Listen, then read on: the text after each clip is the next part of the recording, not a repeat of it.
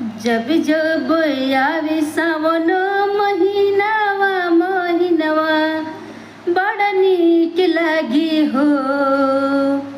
जब जब आवे सावन महीनावा बड़ा नीक लागे हो। ए शिव जी हम बनबो तुहरी कंवरिया कांवर बड़ा नीक लागे हो।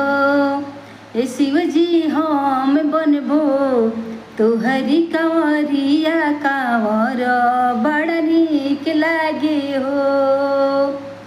पेनी गेरुआ रंग के सोड़िया ओढ़ी चुनरिया हो।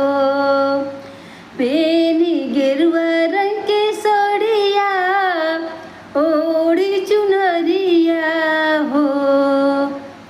ए शिव जी हम बनबो तुहरी कंवरिया कांवर बड़ा नीक लागे हो।